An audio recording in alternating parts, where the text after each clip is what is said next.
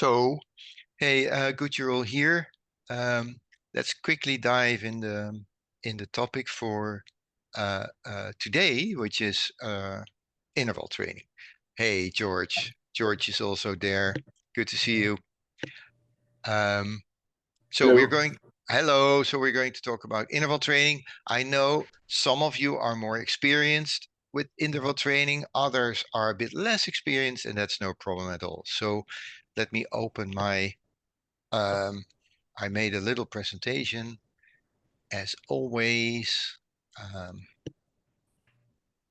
and let me share my screen. And please, if I do the presentation, ask questions anytime. So raise your hand or just, just shout. That's okay. Um, please interrupt. That's all fine. So let's do here. Probably you are. I'm not sharing yet. Yes, I'm sharing now. All right, so this is the agenda. We're going to talk about the Centrathon. That's the 9-mile marathon based type of interval training. Um, then I'm going to show you a couple of examples of myself. So there's no privacy or whatsoever that I'm going to show your results, but we're just using our own examples. And then, of course, there is time for questions. All right, so what Marlies and I developed, and Marlies, just interrupt me, because this is uh, part of the history of Marlies running history and all the successes she had and the way she trained. That is how we have defined our speed and interval work. I called it speed interval because there are many ways of interval. You can even do long and slow intervals, but we are talking about speed intervals. So the big thing is speed, and we want to be on the intervals quicker and run faster than what we do on our MHR and HMHRs on all the distances. Um, our speed intervals are defined with a fixed number of repetitions and sets. And we have many variations. On the platform, I think we have 12 fixed and we have 2 bonus interval variations. And their strictures, they're very easy to follow. And also individually with you guys, if you have specific needs or desires for specific goals, we can also develop other variations of the structures for the interval trainings. But basically, they have a fixed structure. And one of the big things, which is number 2, that is that in our training concept of intervals, the maximum amount of work, so basically the length in which you are pushing it and speeding up, is maximum 4 to 5,000 meters. There are many other ways of intervals. You hear people saying, hey, I did 8 times 1,200 meters, or so-and-so, I did 6 times a full mile, but we're not doing that because we believe that's not really speed interval work, because then you need to throttle too much. So all the interval trainings and the concepts you see from our hands is the amount of work. So the amount of pace and the amount of speed is, rarely more than 4,000 meters. And also, big difference is that our intervals are pace-based. So with all the intervals, let's say, for example, the 6 times 600 meters, we want you to find your pace from the first repetition and keep it throughout the whole sessions from start to finish. So, of course, there are many variations, but in all our structures of intervals, and I explain you later exactly how it works. We want you to find your pace and keep it. So that's interesting because you will not really develop routines in one particular interval training. If we make training schedules for you, we tend to have every week a different type to train, different type of interval to train your sense of pacing, distance, and the time you need to push it, which is fun, by the way. You know, Marlies and I, every Wednesday, so today, this day in the mornings, we do our interval trainings with some friends on the track. And we basically every week, but almost for 2 months, we're not doing the same interval structures. It's always different. Every week is different, so you cannot really develop a routine. If you would do every week 300 meters, then you would know. And we do all kind of different structures from the platform we have. And then point 5, we work with the full recovery interval training concept. So which means you can take your time between the repetitions. You can really slowly walk or dribble to recover, to get your breath back between the reps. And between the sets, we are even taking longer time to recover. So that is, for instance, different from if you do interval trainings that build fatigue and you do very short amounts of recovery, then you're building fatigue. So towards the end, it will be, tremendously much more difficult to keep your pace. What we want is to basically choose your pace in the beginning and keep it throughout the whole session, and also take your time to recover between the repetitions and between the sets. That's really important. So your heart rate will go down. If your max heart rate on an interval is maybe 160 or 170, then between the intervals, we want your heart rate to get back to 130 or 130 or even 120, so that you really feel recovered. Okay, so I'm going to show you 3 results of the 2 results of the 300 meters and an interval training that you will not find on your platform, but what Marlies and I did this morning, which is a little pyramid type of interval training. And we also repeat that 3 times. So basically you do a 200 meter, 300 meter, and a 400 meter, and then you repeat that set 3 times or 4 times or 5 times. Even if you do it 5 times, the total amount of work is 900 meters. It's 200 plus 300 plus 400 is 900 meters. And even if you repeat it 5 times, you have 4,500. So that's about the maximum amount of work we are applying in our intervals. All right. Are there any questions about the theory before I dive in the examples? You said, okay. Yes, please, go ahead. It's not clear to me the number 6 for 3 multiplied and parentheses 200 plus 300. What means that in one time you have to do, for example, last Monday I did, as you suggested to me to do, 3 times the 200 meters running. So here in parentheses you put 200 plus 300 plus 400. What means? In one session you have to do, it's not clear. Yes, it's a good question, Marcella. It's the structure is always the same. You have your the repetitions are the length of which you are running quick. So the repetition here in this example, in the 300 meters example, 1 repetition is 300 meters. Okay. And you repeat that 4 times. So you do 300 meters of activity, then you dribble for 100 meters, because those are the structures that are written on the platform, in detail. We write out everything. But 3 times 4 times 300 meters means you do 300 meters, 100 meters of dribbling, and you repeat that 4 times. So that's what stands here, and that is one set. That's what we call one set. One set of 4 repetitions of 300 meters.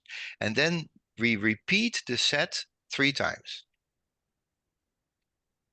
That's what it stands here. And the other one, the other example is you have 1 repetition of 200 meters, 1 of 300 meters, and 1 of 400 meters. That is one set between the brackets, and you repeat that set 3 times. So the fact that instead I did for 3 times just 200 meters is because it was for me the first time? Yes, absolutely. Okay, Yeah. okay. We are very careful with you. Okay, okay. No, that is okay. We don't want to get you injured, and you're making I mean, you're making so quick progress, and even in the 200 meters, you were running. But we talk about that in our one-on-one. But you were already running really quick, so we want to be careful because that's one of the other things. This type of interval training setup is pretty injury proof. I mean, if we would just tell you other forms of interval training we know of course, and Marlies knows many, but then the risk of injury is pretty high. With this type of interval training, with the full recovery between the repetitions and even longer recovery between the sets, the risk on injury and really having nasty little injuries is pretty low. And that's another reason why we opt for the full recovery.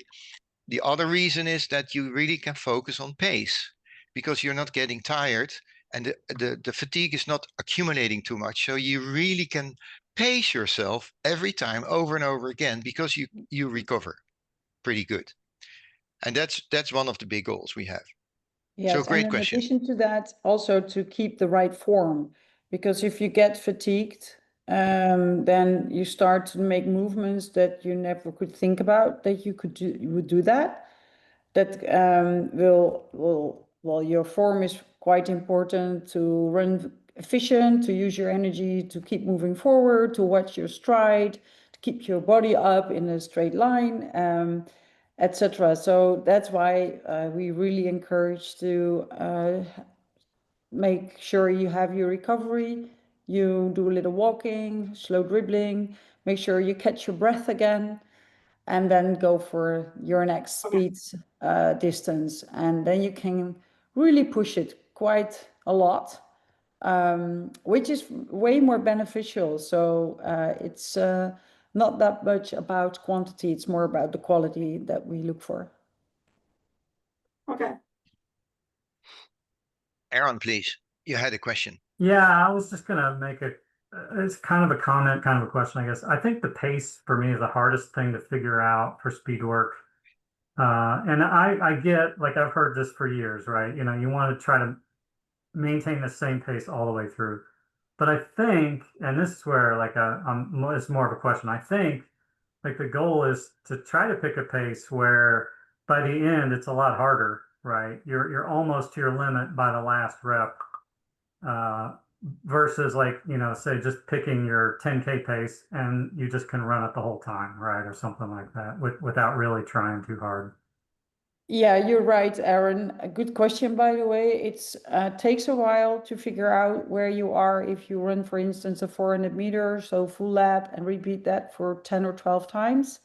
Sometimes we can be a little bit too enthusiastic. So then by the time that you got hit the 6 number, you're like, oh my gosh, I'm not sure I'm gonna make this and keep this pace. So then you probably have to slow down a little. And the other way around, that we sometimes are a little bit too conservative at the beginning, and then we tend to run way faster towards the end.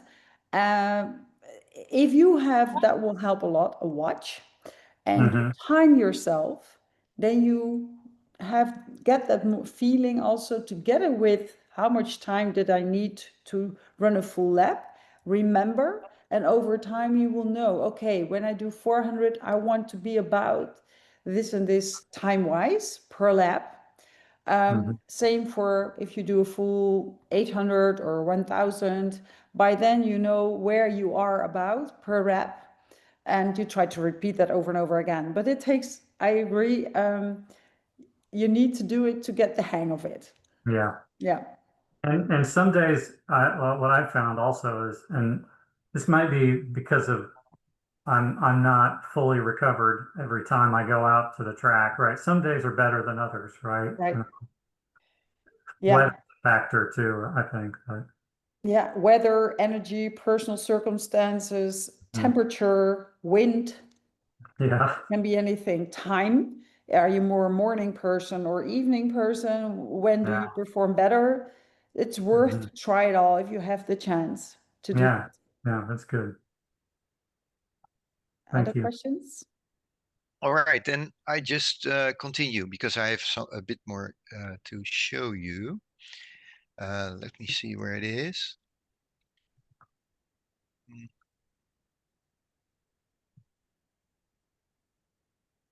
Yeah, I'm going to share my screen again. And then we go to the example. Let's first go to the 300 meters example.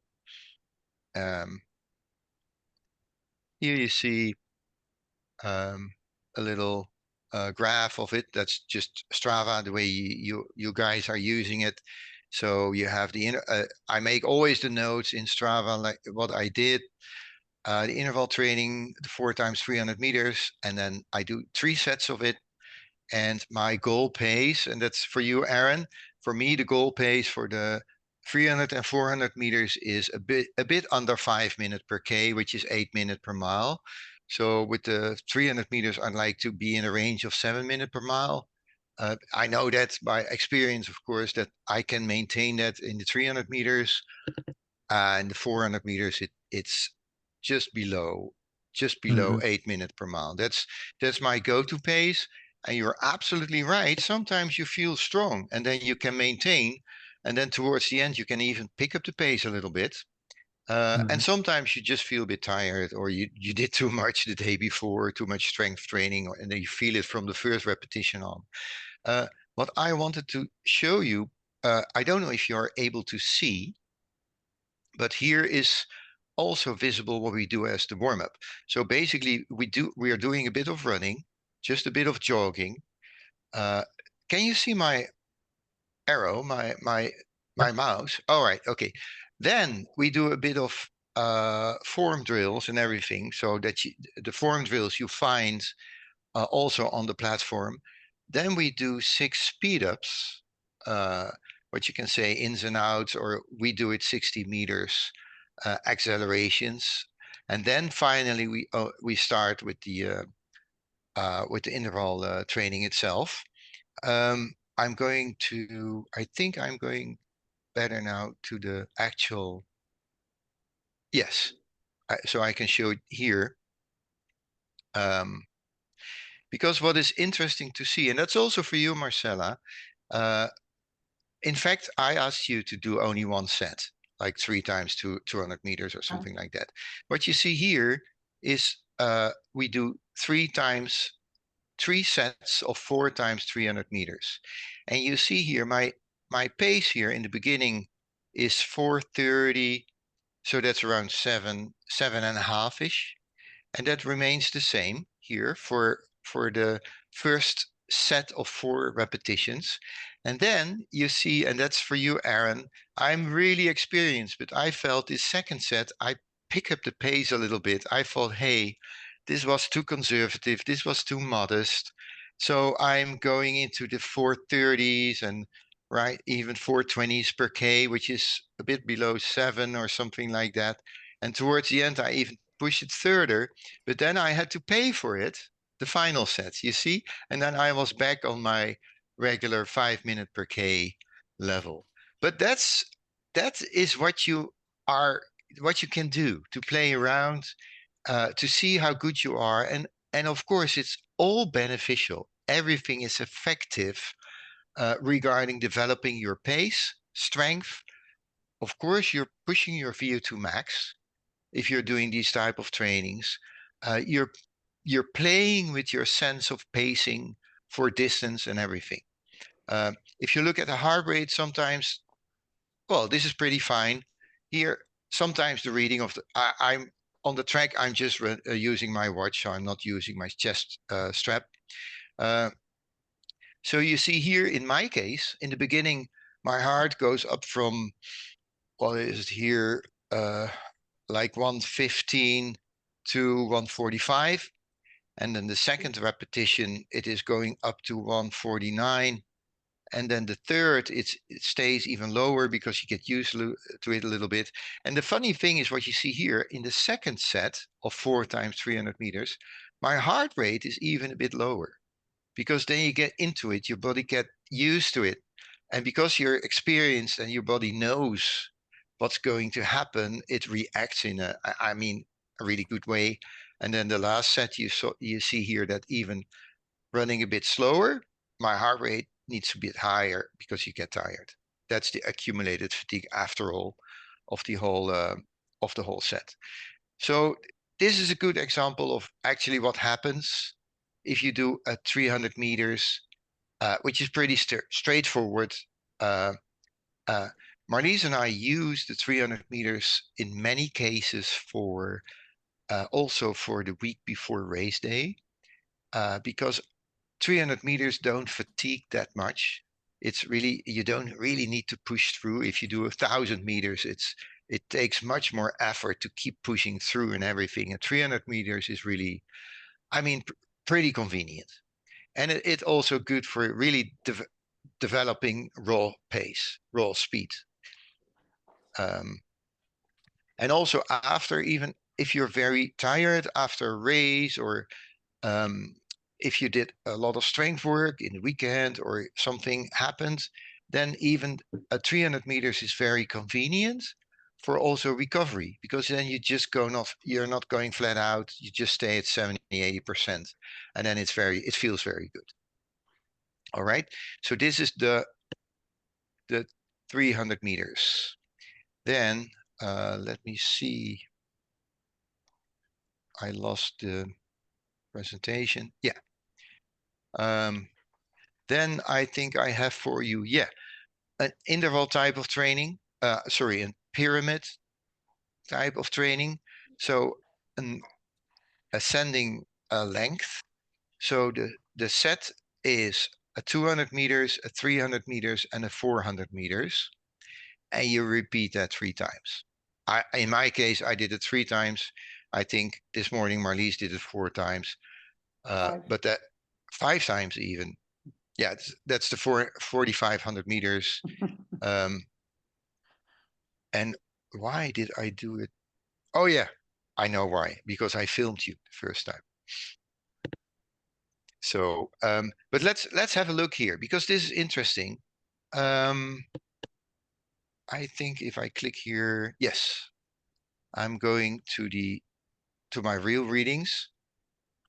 And here you see only the 3 sets. So you see the 200 meters, the 300 meters, the 400 meters, and that set I repeat 2 more times. So in total, I do it 3 times.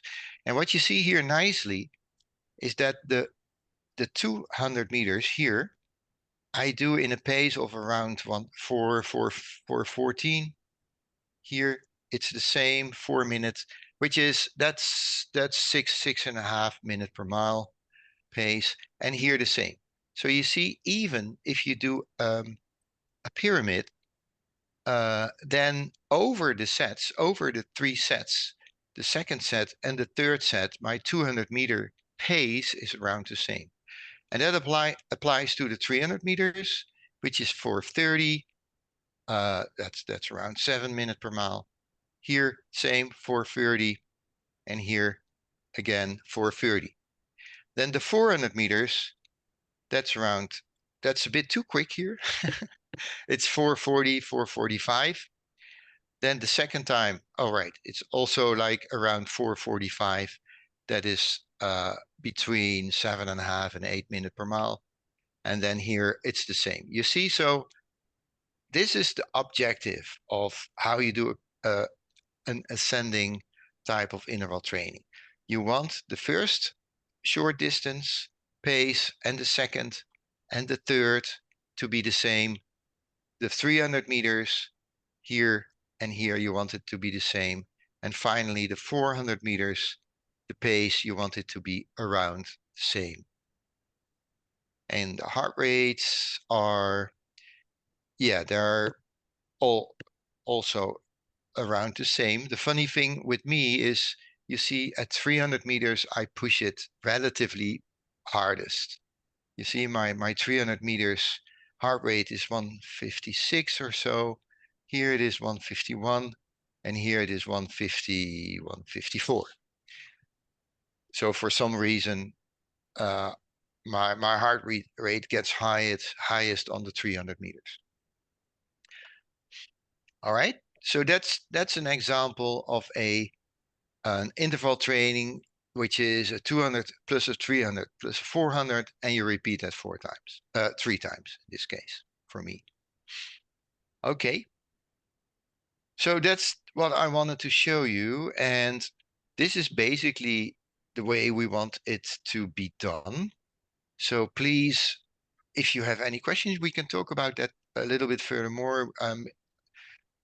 We can maybe find other examples if you ask particulars. So please, please feel free and go ahead.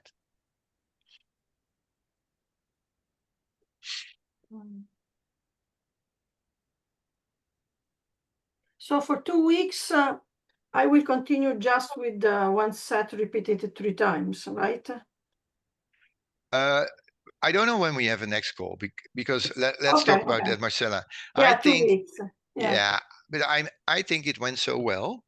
Okay. So let's have a little chat about that together and see. But you see, Marcella, already now how convenient it is to have a track, because then you don't have to bother about traffic. You don't have to bother about distance because the track is 400 meters. So half a lap is 200 meters, 3/4 is 300 meters. So that's so convenient. And of course, it's for you, it's convenient to be close to your home. And then we have to find stretches of a specific length like yours, the 200 meters. And we stick with that for, let's say, for the next weeks. Okay. But of course, we can increase the number of repetitions. Yes, Linda, please. Just a quick one. Can you change the drills and the warm up around? Do the drills first and then the warm up and go straight into the intervals, or not preferred? Well, the running drills, have you seen them on the platform? Yeah, Marley's show. Yeah. Yeah. Well, they are in a sense pretty intense. Because if you do all the little things with your feet and the calves and all that kind of things, it's always a bit, it's intenser than you expect it to be.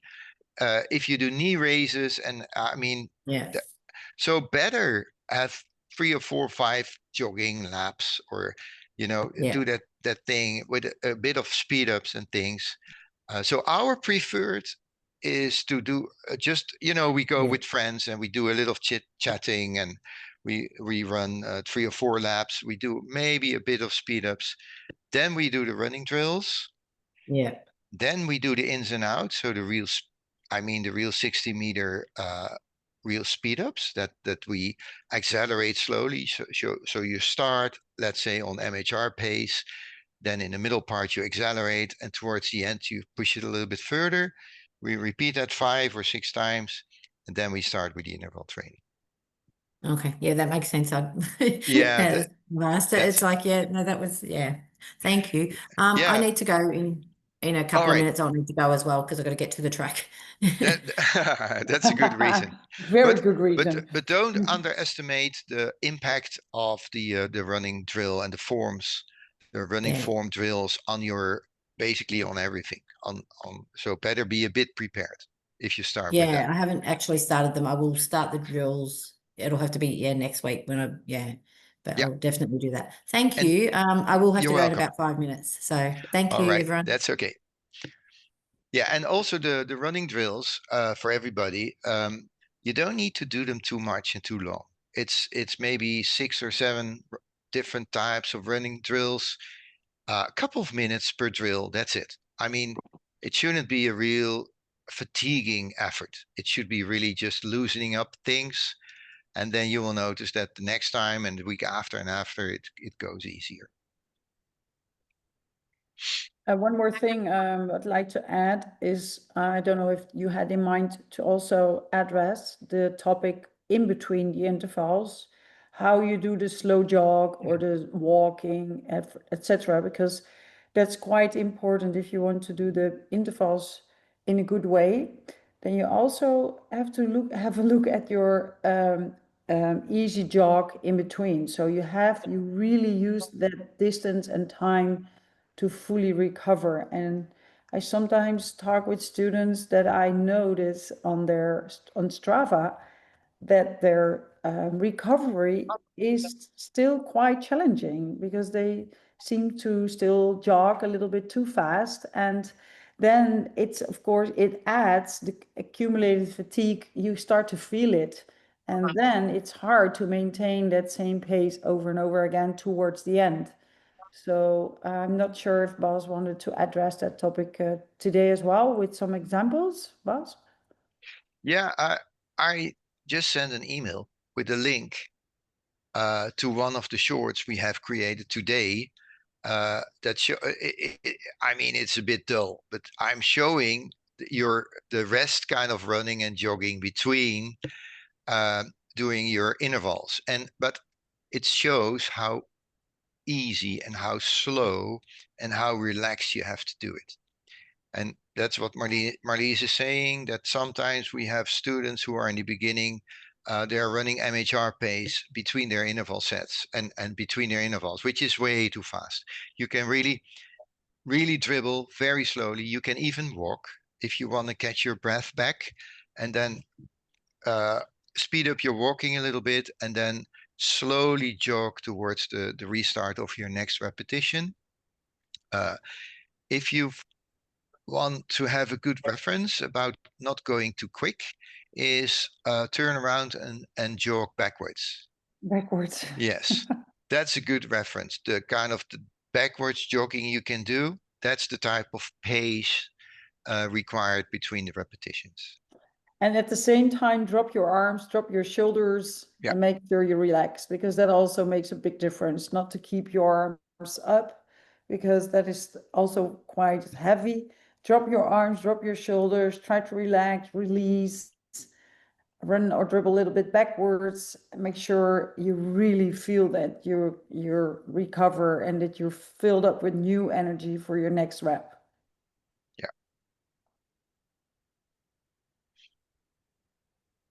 What about, I've noticed I had world record, however, we're not backward running is held by Aaron. Yeah, it's actually Yes. it's not me, but a guy with the same name as me. Look him up. He's got it on YouTube. I had a real bad time one day doing, I think it was 300s, and I didn't bring any hydration at all. It's getting hotter where I live.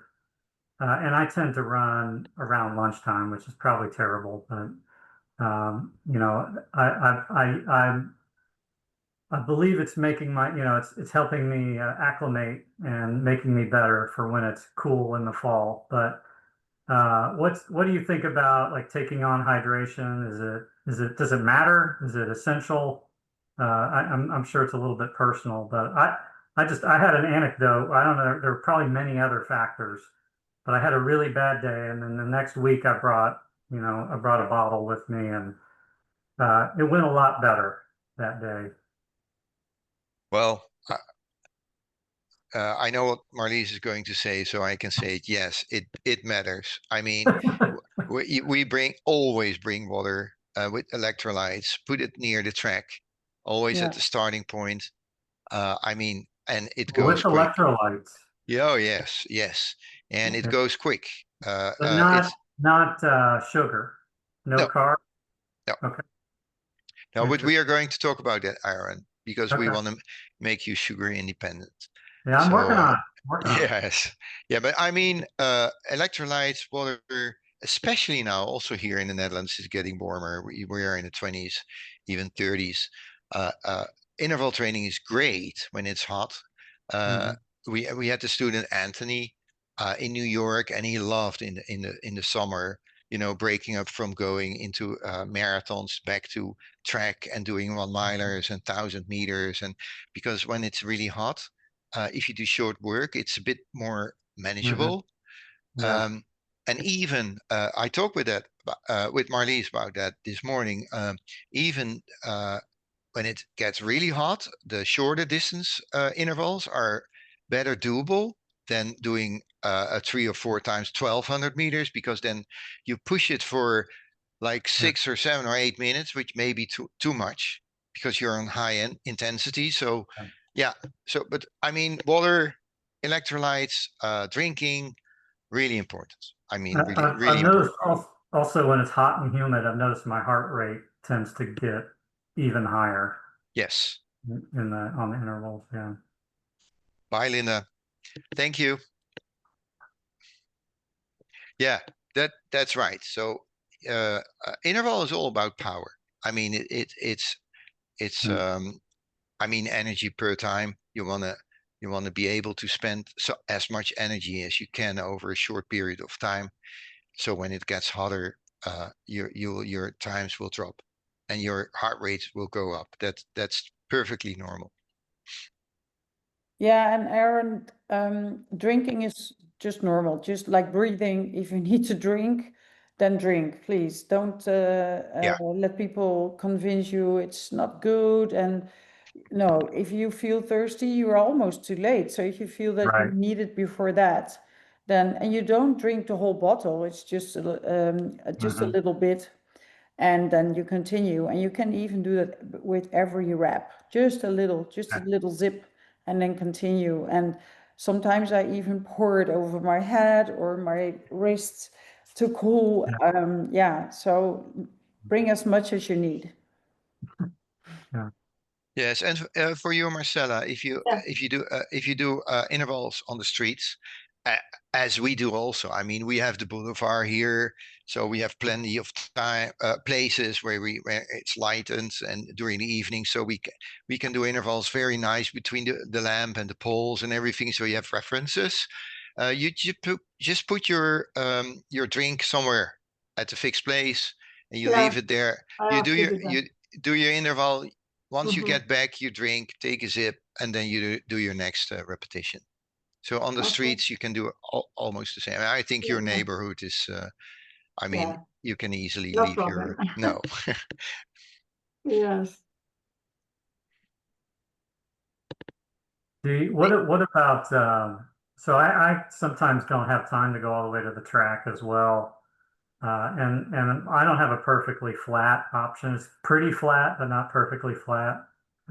What do you I guess and I don't see hill work. Is hill work something you incorporate into the plan? Well, yes, we can for you, because most people live in hilly areas. Yeah. But in general, interval training is a bit structured. I mean, it is Mhm. structured, and you can compare it with what you did like 1.5 Yeah. months ago or something like that. Right. So if you have a lap or a route or a piece of road, I know Brian has a piece of road near the river. You know, Brian lives on the mountain, so there's Mhm. nothing is flat. But then you can go to the river, and there's always near the river there are flat spots. Um, Mhm. it just makes life easier. If it's a little going up and down, it's okay. I Mhm. mean, we have the dunes here, and even the boulevard is a little bit going up and down. That's okay, as long as you're not trying to do interval training on real hills. I mean, it doesn't make sense. Yeah. Regarding hill training, it's strength. Basically, hill training is strength work. Mhm. You know, so if you have hills available, we always like to help you develop a kind of hill training program, but you have to realize if you're doing already interval training, which is basically the same, and you do Mhm. strength work and you do watts, and you do combined everything, then you should be a bit careful with also including hill training over and over again. But sometimes it's great. Stairs going up and down, it's great. You know, they all serve the same purpose. That is, in your movement of running, building the strength, and mainly, and basically it's building the joints and the filaments and the tendons and all that's required for basically for running and running safely. Yeah, Yes. he repeats every once in a while with depending on the goals that the students have. I do have one marathon runner right now. He's preparing for a quite hilly marathon, so then I want to work on the hill repeats. Well, 1 out of 3 interval trainings, and so then we speak about hill repeat training. And that's also a fixed distance and repeat over and over again. And we do some additional stuff. So I agree with Bas. It's there's a lot of strength involved, but that's what he needs for the marathon itself, and also to prepare your joints, especially your calves and your Achilles.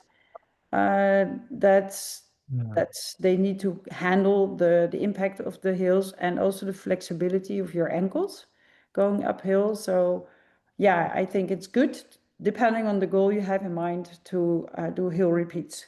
Yeah, not on a weekly basis. No, that's not what we want. Going uphill is miserable for all the reasons that, you know, we all understand. I struggle with downhill too. I think going downhills is you know, you're like, you gotta feel like you gotta put the brakes on and you're kind of banging your knees up, and you know, people look for these downhill marathons and I'm like, I don't think I want that. Yeah. But that's also the way you're built. Yeah. We have one of our students is a former ski champ. And he loves it. And personally, I love it too. I'm downhill much faster than I'm uphill. Yeah. Compared with Marlies, she's flying uphill, and then she's a bit more careful, and I think hesitant downhill. And I just let it go. I feel nothing, which is just luck. I feel nothing, and then Marlies sometimes says, "Hey, what are you doing? You know, it's dangerous," but it doesn't feel like it, even on trails.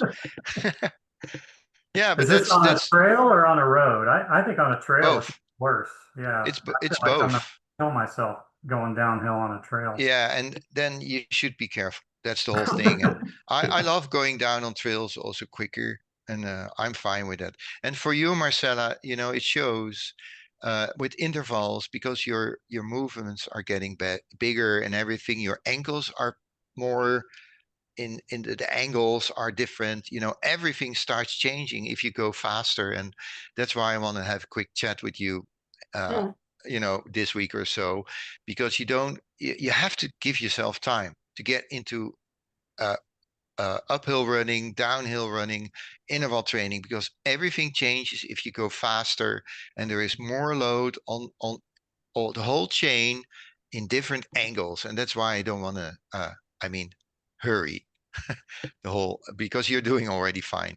You're running on the 200 meters. You were running below 10 minutes per mile, below 6 minutes per K, which is amazing. I mean, if you consider where you're coming from. I think David needs to watch out. David, your husband, your husband needs to watch out. Absolutely. Brian, please. I think you had. Yeah, I'm wondering, Baz, if you'd like to comment on the rationale behind doing speed work. Are you trying to accumulate a certain amount of time at a higher heart rate?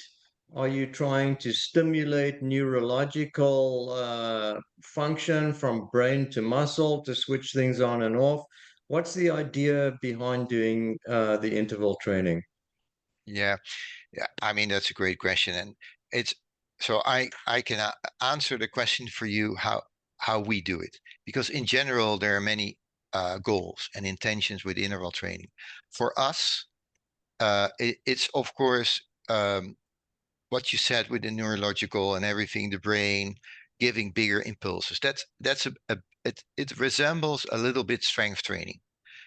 I mean, you have to teach your body to be able to process bigger impulses, and the result is bigger movements and larger movements and everything, and stay in control.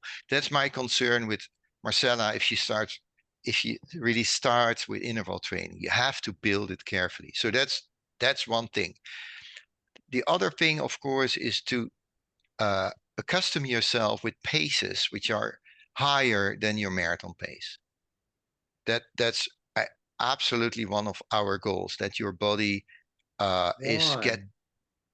because we want your body to increase the range. If you have a bigger, that's the same with your VO2 max. When you're running a marathon, you don't need a big VO2. I mean, that's you just need a specific VO2 to be able to run a marathon. But we want to improve your VO2 max, because then the relative effort is lower if you have a bigger engine. And that's the same with speed. My speed has always been limited, but for some reason, and Marlies knows that, I can sprint. I really can sprint. I'm fast on sprints for some reason, but I'm not quick on marathons. I'm not quick on half marathons. So Well, you've got more fast twitch muscles. probably, yes. But I mean, so one of the reasons for us doing the way we do the 9 mile marathon way of interval training is that. So to get yourself used to bigger movements, larger movements, and the strain that is involved with it. And that is for the reason, in the end of your marathon, if you have a downhill, when you're very, very, very tired, your muscles are gone, and then you still need to be able to make the movement. So if you have a bigger span of movement, if you have a bigger engine size, you are safer towards the end of your long distance run and towards the end of your marathon. The third thing is the pacing. So that's why we do it our way. We are not asking you to do 300 meters or 600 meters over and over and over again. Our structure is that we give you for every week a different assignment for a different type of interval training. So the perception you have with pace, the distance you need to cover, and the time you need to be able to do that particular pace is kind of slowly honed in your mind, that you know, hey, I have to do 6 times 600 meters. Well, and then that you feel from the beginning on, this is the kind of pace I can manage, and then you get better and better and better at it. So those are just 3 of the main goals we have with interval training. And of course, the fourth, which is secondary, is that we want to do it in a way you're not getting injured. And if you do accumulated fatigue kind of interval training, so block trainings and everything we know of our past, the risk of getting tired and then switching your ankle, I mean, making little mistakes, not anticipating when you're doing it on the street that there's a little trottoir and you have to, I mean, all the things that can happen if you're very tired. We don't want to have that. So that's why we do full recovery interval training type of interval training. So with relatively long rests between, and of course you're not recovering fully, but you're definitely going back from, if you're reaching the 160s, 170s, through the dribbling, you go back to in the 130s, even 120 zone before you go to the next repetition. And on So are top you of that, the looking at, advantage is that you need less time to recover in general from Yes. this type of training. So if you do an interval as such, you notice that after good rest, good night's sleep, you already recover quite good to do a good portion of strength training the next day. And then you will be able to run the day after that with 1 day in between on your MHR. And that's also a big advantage to do it this way. But it's still that intense that we only suggest that you do an interval training for a longer distance event once per week. because it's still quite intense and intense enough to give your body that message, that boost, that it will need to recover in such a way that you are better prepared next time. So we called it compensation and super compensation, that your body's even better prepared next time for the next interval session. And that's also beneficial for your longer distance stuff, so you have a full marathon. But so I'm sorry, Brian, you wanted to you had an additional question. Yeah, so are you calculating in your repetitions and total workout sets, are you calculating the amount of time at a higher heart rate? No, not the amount of time in particular. It's the total effort. Probably I'm not calculating it in like what you would do with Stride or something like that, but it's probably power. So Marlies and I, with our system, are looking for, I mean, increasing the power throughout the same structure. So, and the what you can measure is the time. So basically, if you do a 6x600 after a year, you will be able to do it quicker, the 600s. And that means you have higher power, and that means you have better VO2 max, and et cetera, et cetera. That reflects on everything you can do with workouts, with marathon running and everything. So for me, what I feel, and I know, Brian, you're doing intervals and also on the bike, but if I do in wintertime speed skating is, I mean, full of interval trainings, and it's amazing how quickly you get better in just the first month. It always starts in October for us, and by the end of October, you're ready for doing your first race. And that's because of all the intervals we do. We do maybe 3 times per week interval trainings. And I always feel this VO2 max is the power, really the power output I have on the skates. Okay. Yeah, have you already? I don't think so, because of the injury you have, right? We haven't done really proper 9-mile style interval trainings, right? Yet. Yeah, I mean, for me, I'm just getting back into running. Yeah. I wouldn't say I'm exactly running yet. Yeah, right. Yeah, but we can look for the bike, because I saw your the bike rides on the last bike ride also you did on Strava, and also with the bike. I mean, there are so many opportunities to kind of chase the same goal, like upping your power and doing interval trainings on the bike.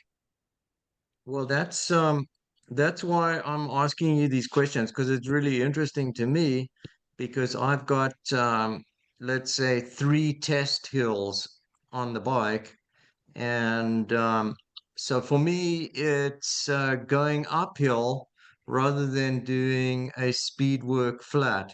Rather than sprinting on the bike, I am just now putting out a higher average power over a 15-minute period going up a hill.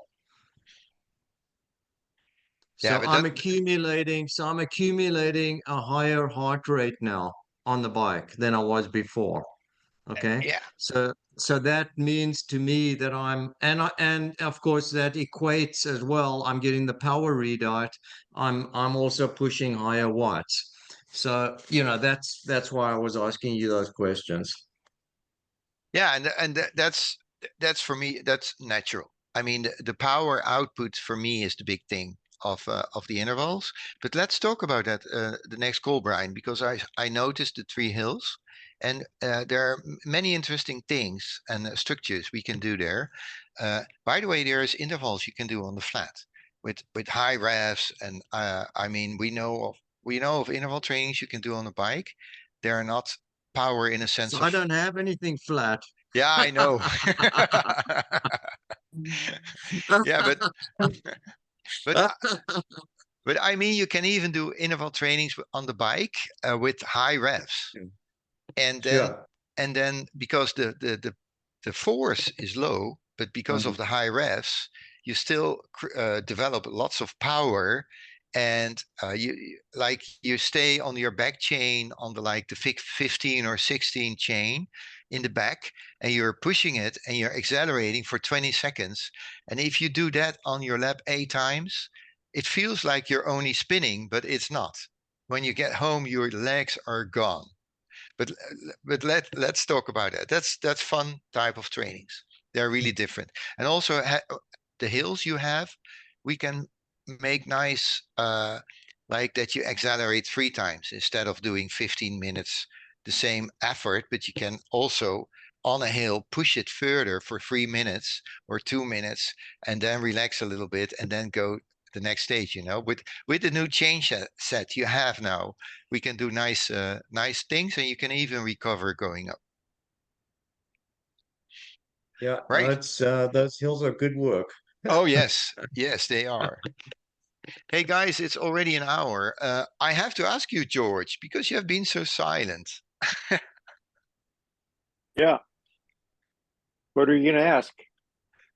I don't have questions. Do you have questions? I know you do your interval work really with Marlies to the T always. Yeah, no, having pretty good results on those. Yeah, it's one of my favorites. I mean, I used to kind of shy away from it, a little bit of fear, but I'm kind of I'm embracing it fully. And I really like it. The 200, I do.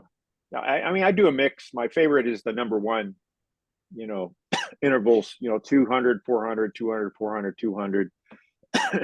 Do that twice, and I like the 200s because, well, I know you say I should have the same pace, throughout, but I probably pick it up a little bit more on the 200 and maybe go half a mile an hour slower on the 400, because it's a eighth of a mile versus quarter, and it's kind of hard to sustain that.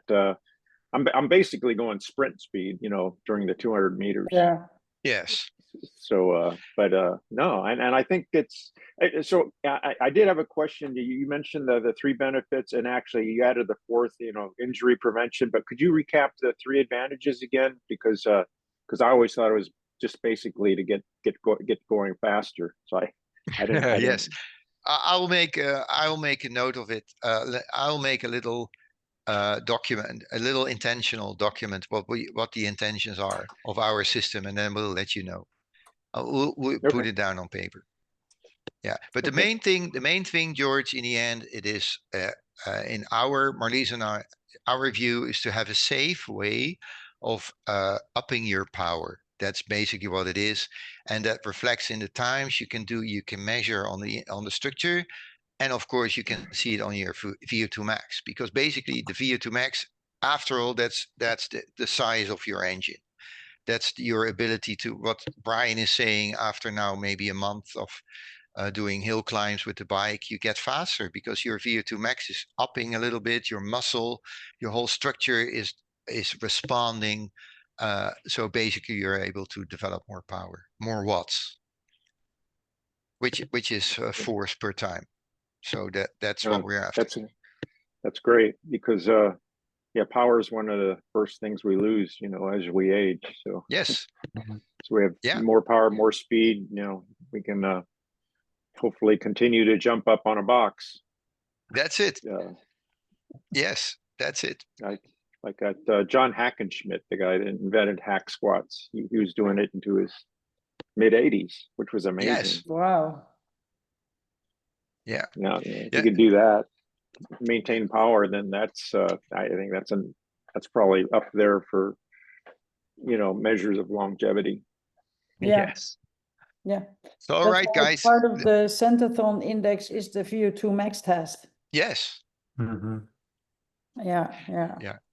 George, what you said, I'm also windsurfing because we have the ocean here, of course, and I'm one of the older guys by now on the club and everything. But then a guy, an old friend of mine, he said, "Hey, last week there was one of the oldest members who is 80, and he was still windsurfing, but he said it's more effort to put on my